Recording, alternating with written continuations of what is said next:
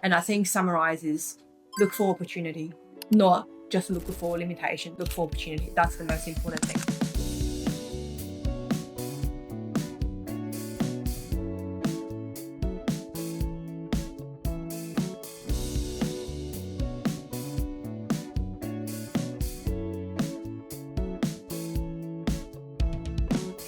So back to part 2, we were talking about the reflections and redefining the success. So let's zoom out a little bit. So if you guys were in the shoes of the, like the Australian employers, so what do you think like might make you hesitate about hiring an international students? Like, yeah, I think we have lots of barriers. That's an interesting question. So when I first saw it, I actually had to think about, I really spent some time to think about how to answer this, because I think this question has some pre-assumptions, because when I first arrived, I actually had similar assumptions that, they're gonna hesitate to hire international student. In reality, actually not really, because as a, you think about from a company perspective, what they actually care is, do you have skill?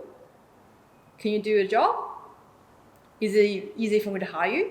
Mm-hmm. I think the restriction as an international student we might have is uncertainty. From employees' perspective is, for example, if someone, they are only here for 2 years, I don't know what's going to happen after 2 years, right? So that's what they actually hesitant about. Yeah. So the thing behind is not really the visa, it's the uncertainty we have. Mm-hmm. So once you actually understand that, you will think about this differently. Because I think in terms of skill set, other stuff, like whatever, as long as you have right attitude, you fit in the culture, you can do the job, I don't see there's any real limitation on that. And as a international student ourselves, so once you understand it means you can start looking for a job that actually doesn't really require long-term certainty. Because I do know, for example, like some small, medium business or some startup, they're actually looking for talented people, but they don't really, long-term certainty is not really a thing for them. So once you understand this, when you look for a job, maybe you can target those kind of company. Yes. And the other thing is, what I learned recently is the reason why some of the road you will require citizenship or permanent residency is one thing, is they work closely with state government. Mm-hmm. There's a reason why, because there's you need to have the certain level of security clearance stuff, right? So I think it's a fair call. So when I thought about those questions, I think the key message I want to say is, before they limit you, don't limit yourself. Because, think about, they are running business. Mm-hmm. It's transactional for them. It's not really, you're an international student, I don't want to hire. It's nothing like that. So this is the thing I want to call out is, think about this as a business, enhance your skill set, find the right fit, that's it. Don't think it's too complicated. It's simple as it. Yeah. Yeah, I think I was lucky enough. I actually had the opportunity to help with the recruitment process for my previous employer. So I think it definitely helped me to put another lens on myself. Back to the time when I was an international student, I thought the whole process and the whole system is just unfair. It's not really favorable for us, right?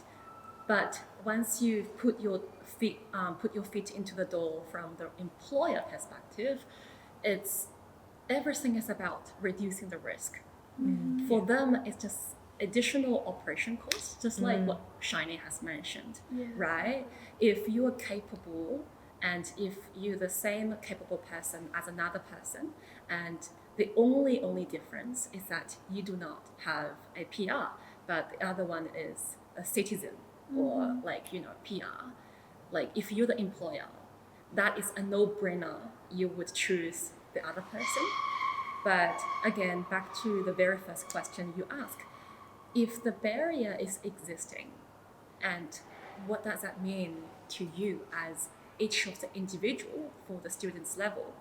What you can do is, yes, you can target at some companies which they do not have this requirement. And the second way to make it through is we've mentioned about networking.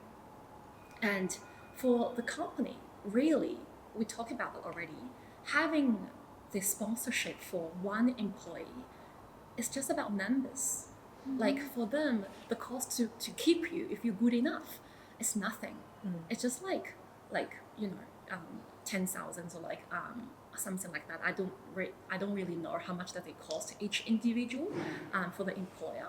But then once you set yourself into the opportunity, you show them, hey, I'm capable, and I really have the skill set, and I feel like if you're good enough, the cost of making you redundant and then they start this recruitment process all over again, it's actually going to cost them higher.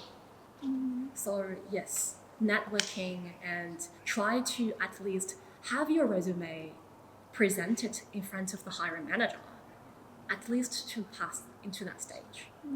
Yeah, and then probably you will not get lucky in the first several goals, but then keep trying. Do not give up. Yes, I Yeah. agree. And I I just want to add that because I think I agree what all the Carrie said, and I think summarizes look for opportunity, not just look for limitation. Look for opportunity. That's the most important thing. It's like just all the employers, they not put the higher standard. They're just doing what they are should do, right? So we should know like what we are doing, like what we are like really good at, and apply for the smaller company like startups, just not like the big four, not the big company. I do want to clarify that. So what I mean is like for the business who are startup or medium, they have higher opportunity. It's a better opportunity for you. It's not like you can't do it. Like both of us started at Big Four. It's not like that. But I think the most important thing is to understand their hiring policy, because I know they change every year. I think the other thing is keep it practicing. So even though maybe you get through a process and just try and practice the interview, I think it's a learning lesson for you anyway. And third one is, as Carrie mentioned, look for opportunity, right? I think that's the most key things. Yeah. And also I want to clarify in terms of we're not really confusing people. What we're trying to say is do not target at small medium enterprise or business, or do not even target at big companies. Target at what you can do. Exactly. Target I think that's the key thing I want to say. Starting from yourself.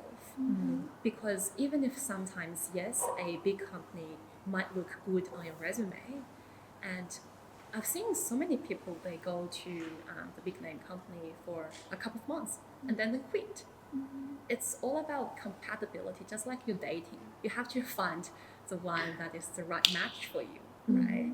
So instead of just targeting at a certain level of enterprise, starting from yourself, what skills do you have and what skills do you want to develop in the next 2 to 3 years?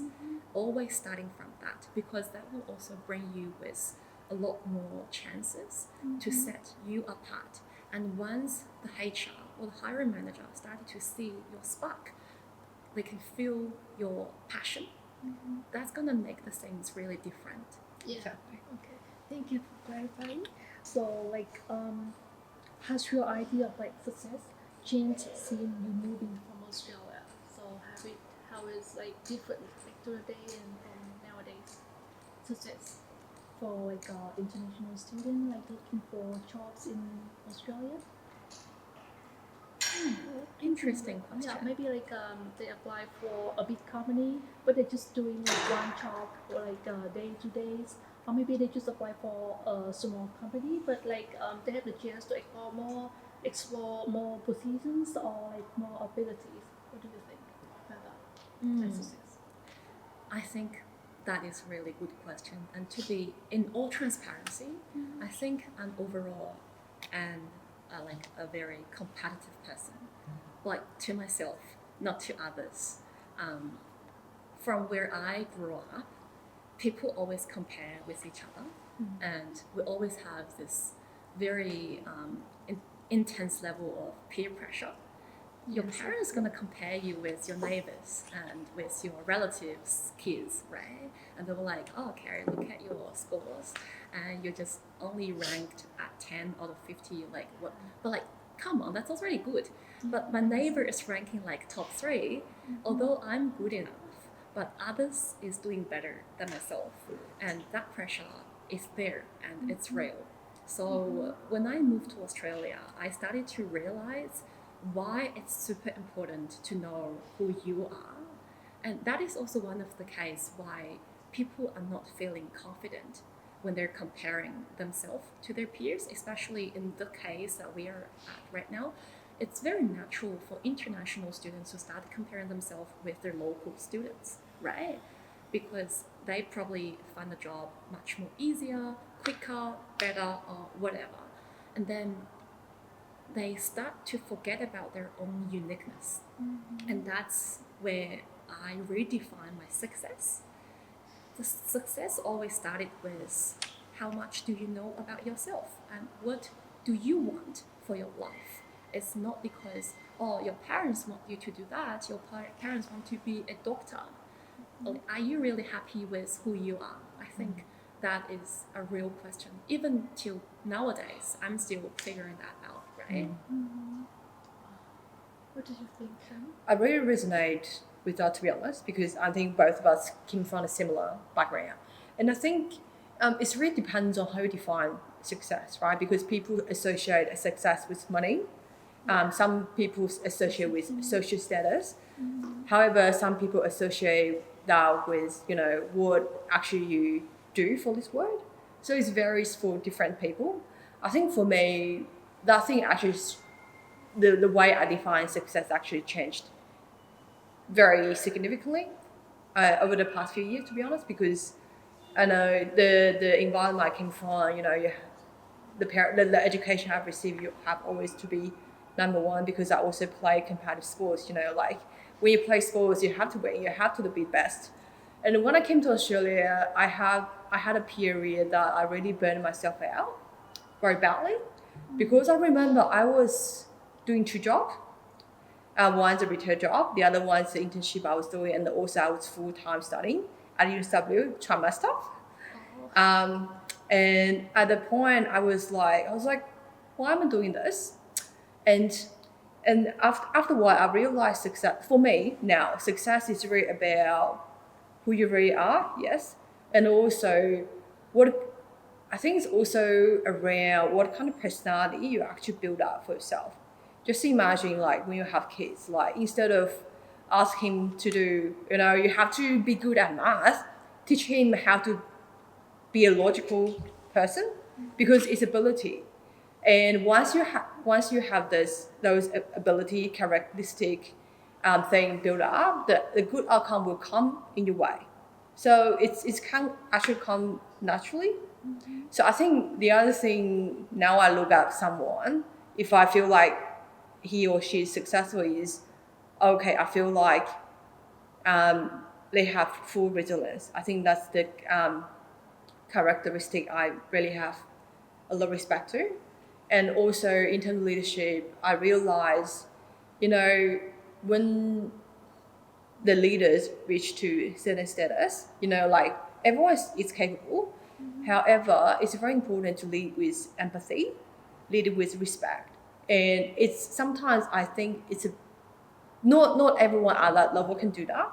So for me now, success means you are being a leader, but also you lead with empathy and respect. I think the culture in Australia actually changed me a lot, because I think I'm much more human. Because before, I'm very transactional. I think myself as business, but now I realize this is not the healthiest way you look at it. So because once you start have much more empathy to yourself, it means you have empathy to other people as well. I think the whole thing has changed. Like my personality changed. The way I think about success absolutely changed. Yeah, very comprehensive. Thank you so much. And so to wrap up, so let's get it real. If you could go back to when you guys were international student, like, do you have any advice for yourself at the time? Yeah, because I think I overthink it all the time. So those questions I already asked myself. So if I'm gonna talk to myself in old age, what I'm gonna say? Okay, I'm gonna say something very cliche because I think the most important thing I would say is it is okay. Everything will be fine. You know, like yeah, that's the key thing. The reason, okay, I will unpack the whole story why I'm saying this because I remember when I first arrived this country, which I think a lot of people might resonate is you don't really know anyone, and you feel panic, and you look around like this is very strange environment. I feel a bit uncomfortable or I feel a bit uncertain. This is how I really feel. And then back to the days I overload myself with everything because I think, okay, I was an international student. I have to do my best, otherwise I won't, achieve the thing I want. So I started do 2 jobs, and I tried everything I can, and I cried at night because I feel like I didn't really get what I deserve. And I remember when I near graduation in 2020, end of 2020. And then I was like, I already tried everything, or everything I got is rejection. But I told myself I gotta keep trying. And next day, I received a message that I think kind of changed my life. Is I received a message on LinkedIn from AY HR. They said, actually, we're hiring. I think, like those like small moments. Now I think about it, I was like so lucky, but also it didn't come out like nowhere. It came from all the consistency, all the small steps that I've built up for myself. And I think like that's why I think the thing I would tell my younger self is it is okay. Just keep doing what you're doing. Start with small steps, continue with small steps. The good thing will come eventually. And I think this is something I want to tell like whoever will be listening to this episode. If you feel similar way as I used to feel, I think you need to tell yourself you're doing a great job. You have moved your country, you have done a lot of things that a lot of people in this planet probably wouldn't be able to do. You already achieved a lot. So keep doing those small wins, small steps. And I hope everyone can receive the message like me in a couple of years ago that would absolutely change your life. Wow, thank you. Just gradually do things and just don't give up, right? Yeah. Wow. And Beautiful. everything will be fine. Sorry. Yeah, it's beautiful story. Yeah, it's really right? beautiful. I'm like personally touched, even if because Shiney and I are like we are very close friends for many years. So I've seen it like over the past couple of years how she has also evolved, like grow, and it's really beautiful. Like when you see your friends really like developing, always improve themselves. Yes, For me to wrap this up, number one, I think trust the process. It's basically the summarize of what Shiney just mentioned, right? And number two, don't be too hard on yourself. And I've talked to probably over hundreds of international students in the past. We are not confident. We're always trying to get more. We're always trying to be better. We're always trying to complain about self. Why shouldn't you try harder? Why didn't you work harder, work longer? Don't do that. It's like be fair to yourself. You're already doing an amazing job. And how can you make sure that you're doing an amazing job? Be fair to yourself. Start to document all of those small wins that you have done in the past. And 5 years after, you'll be amazed the way that you have gone through. Even for myself, I just share a little bit secret I never shared with anybody before. So 5 years ago, I went to a migrant agent. They told me all of these requirements you have to meet for you to get a PR in Australia. And I was like, this is so hard. There's no way that I can get a PR. And then once I went back home, I turned on my voice memo and I told myself, I still have that voice memo with me, even today. And I asked myself, Carrie, are you sure? Are you sure you can really do this? And I just, maybe this is really hard for you right now, but you have to think about from 5 years. 5 years from now on, you'll be a PR. You'll be doing great. I still have that one with me to keep inspiring myself when I'm facing every single difficulty in my life. Even though right now I started my full-time startup, I don't know how this chapter will unlock for me, but I know I've done something in the past. That's where your confidence comes from. All of those small wins. And the third thing is started to say thank you to yourself and to people around you, because that is also a powerful secret that can support you, and also that's going to shift your mentality. It's all about the positive energy. People in this world, we're living a really, really hard life, like all those hustles and bustles, but we need to have some inner strengths because everything started from here. Yes. Yeah. Wow, that's a great question. It's really thought. Oh my god. So yeah, I think this is the end of the podcast. So Carrie and Shiney, thank you for sharing such a raw and just so powerful insight with us. Pleasure. Yes, so we have talked about lots of struggle international students have been facing, and we just forgot usually people just forgot one thing, because like international is not a barrier, right? It's like something like competitive advantages, and like because of all the things like adaptability and all the cultural like fluency and all the resilience we have mentioned. It's been through a whole journey. They like make that really powerful assets, but they have to know like how to use them, right?